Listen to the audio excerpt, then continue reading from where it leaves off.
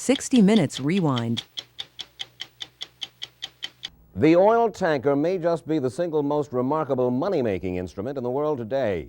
In the last 4 years since the Six-Day War, tanker profits have skyrocketed. And the tanker tycoons, that small and secretive band of high-stake gamblers, contemplate a golden future of more oil, more tankers, more money. The reason? The world's appetite for oil shows no signs of slacking off.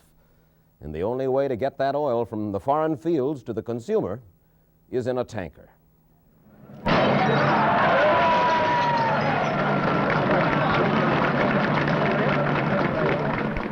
It's the day before spring and cold and rainy in Rotterdam, and another big, fat, ungainly moneymaker slides down the ways. She can carry 250,000 tons of oil. She cost $36 million to build, and if the market holds, her owners can earn their $36 million back in less than 2 years.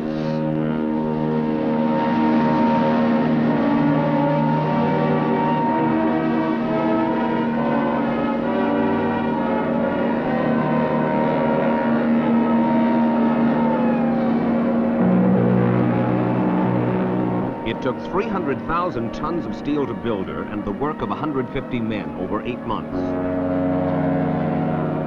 She may live for 10 or 15 years, earn 3, 4, 5, or 10 times what she cost. And as gigantic as she looks, she is just half as big as the 500,000-ton jumbo tankers now building in Japan. She can carry enough crude oil to power the whole state of New York for 1 full day.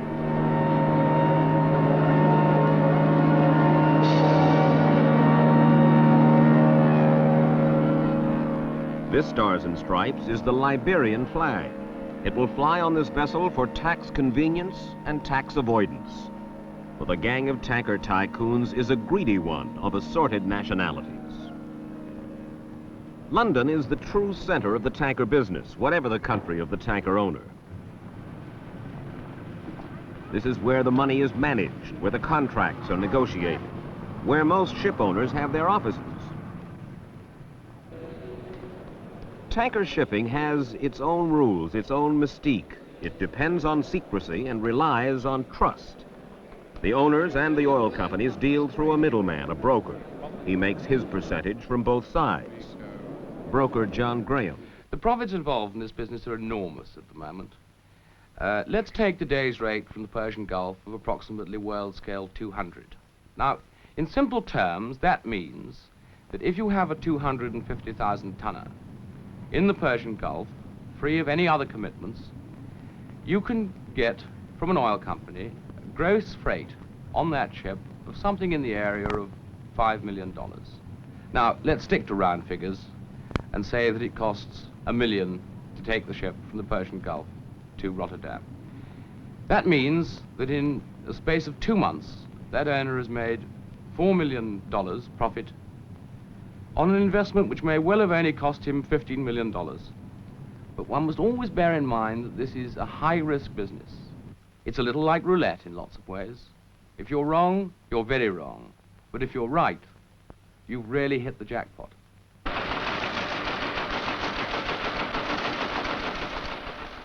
But hitting the jackpot is not as easy in London as in Las Vegas.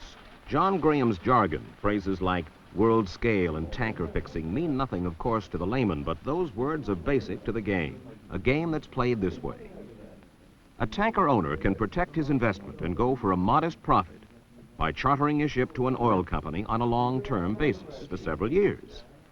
But if he wants to play for high stakes, a chance to earn $4 million profit per voyage, he can pass up the long-term rental with the hope that there'll be a demand for spot charters, single voyage rentals at the time his ship's available. But here is where the gamble comes. If the supply of tankers is greater than the demand at the time his ship is free, the charter rate drops, and so does the profit. Or the availability of tankers can be so great that a ship will sit idly at anchor awaiting a charter with no money being earned while the costs go right on. So tanker shipping is waterborne roulette, where supply and demand spins the wheel, and world politics determines where the ball stops. Before the Six-Day War, when the Suez Canal was open to small tankers, the route from oil well to consumer was shorter, and the freight rates lower. Today, it takes a tanker 30 days to go from the Persian Gulf to Europe around the Cape of Good Hope, 40 days to the United States. Since it takes longer now to transport the oil, the tanker Tycoon makes more money. The business is as savage as the profits are high. Those who survive are a tough breed who play an all-or-nothing game, and they are chary of publicity. The mysterious Daniel Ludwig, the world's leading ship owner, is the only American in the big time. And there are the Greeks, some more golden than others. Aristotle Onassis, second only to Ludwig. Stavros Niarchos, his former brother-in-law. All of them were unavailable to us to talk about their business. But one Norwegian ship owner living on a far-off fjord agreed to receive us. Of all the unlikely places for the headquarters of the most daring of the tanker tycoons, a small village outside Bergen, Norway would seem to be the most improbable. But this is the spot that 72-year-old Hilmar Rexton has chosen for his home and for the center of his worldwide operations. Rexton has become the legend of the tanker business. Broke, some said bankrupt before the Six-Day War. He is reported to have made $600 million in just the last 4 years. He is admired by his peers, though they call him a tough buzzard and a hard master. Rexton is not immodest about his success. No, I'm not a poor man. I'm a very rich man, but mostly on paper. Not... How rich on paper, may I ask? No, no. Well, I don't even know. Really? I don't... I don't calculate. Is $1 billion too much? Billion, what do you mean? Krona or dollars? Dollars. Well, that's nonsense, honestly. Mr. Rexton, you have the reputation of being the #1 gambler in the tanker business. I'm not gambling, but I'm taking chances, but calculated risks, based on judgment of what we feel and see and can judge of economic development, political development combined, and calculate, for instance, what's the demand for oil in this year or next year over a period, and then build ships to satisfy that demand, but not fixed charters for numbers of years at a fixed rate where you just feel safe, but you may be wrong. Colatronis is another unfamiliar name, but he too is a tanker owner and a Greek. He had not one ship 6 years ago. Today he runs a fleet bigger than many national navies, and his profits are more than fair. The margin of profit is very important because the rates being at 270 and the expenses remaining the same, of course there is a lot of money to be made out of each voyage. I asked him how this applied to one specific ship, his tanker Dynamic. For the Dynamic, the percentage of profit, if she is on the spot market, is about 700 to 800%.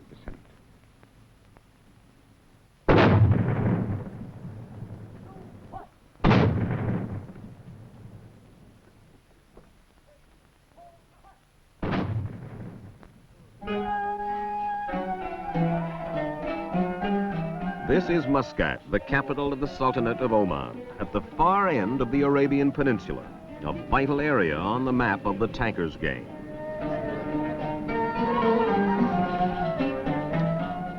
Life here hasn't changed much in 10 or 15 centuries. Most of the population is illiterate, primitive, cut off from the rest of the world.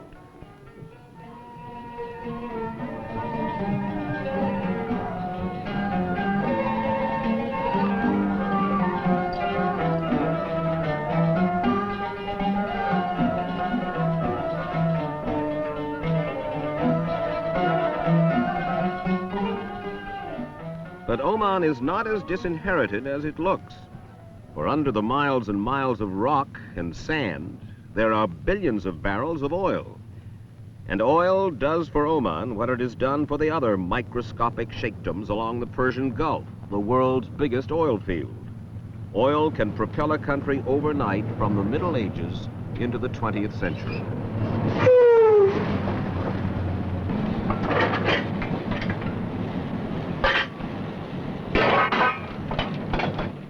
Oman's economy is fueled entirely by petroleum, which the tankers carry to Europe and America and Japan. The oil comes from the fields of Fahud near the Saudi Arabian frontier. It provides income to local tribesmen and gives them modern skills unknown to their fathers. Its flow is carefully computerized, so the tankers waiting on the coast are not delayed. For just a few hours, waiting for cargo can cost a tanker owner tens of thousands of dollars.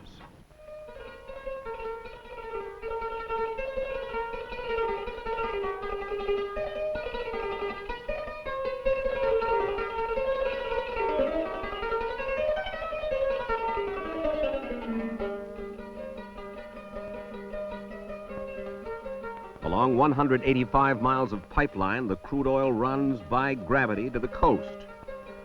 And as the barrels mount in number, the royalties to the Sultan of Oman escalate.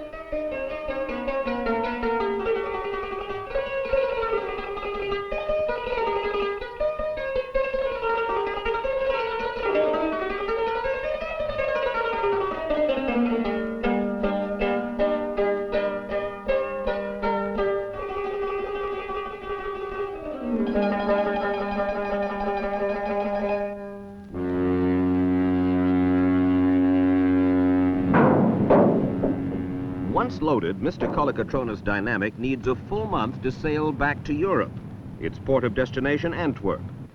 For the captain and his 37-man crew, sailing on a tanker means spending less than 2 weeks a year on dry land. Round and round they go, from oil field to consumer, back to oil field.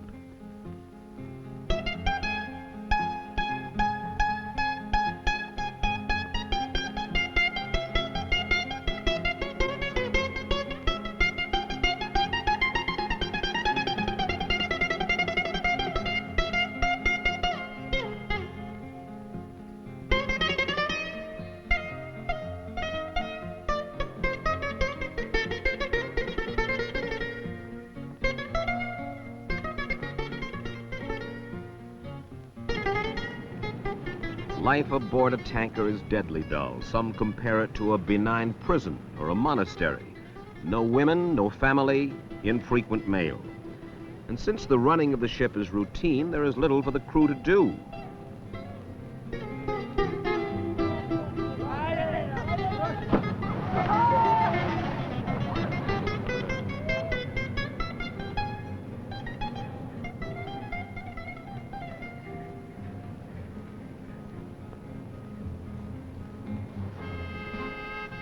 Their average pay is $300 monthly. Most of them save a year's salary and then use it for a down payment on land and a house back in Greece. After a year afloat, they are very reluctant to go to sea again. Now crews are hard to get. The radio officer's wife is the only woman on board. All the officers' wives are invited, but few of them like to take so long and dull a cruise. The captain is more the manager of a small business firm, keeping his books and worrying about domestic details, than he is a sea dog. The unattended wheel testifies to the automation of the Dynamic.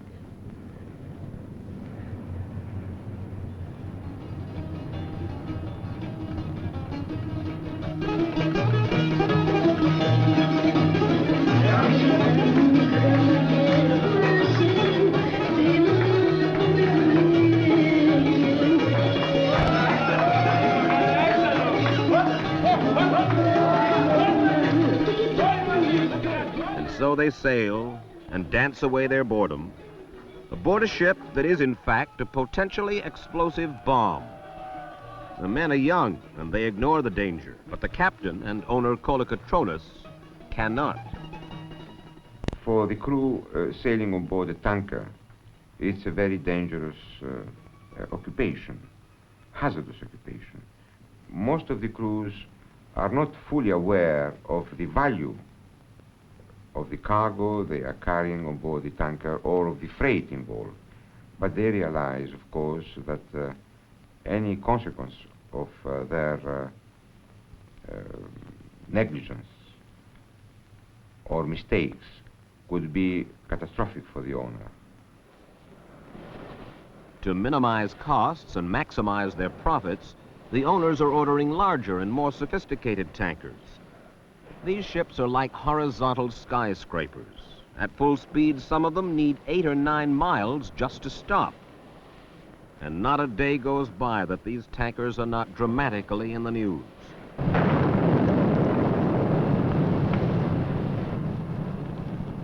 They collide, they explode, and they pollute. Oil-leaking time bombs, they are called. And the bigger they get, the more dangerous they become. And the bigger they get, the more money they make for the tanker tycoons.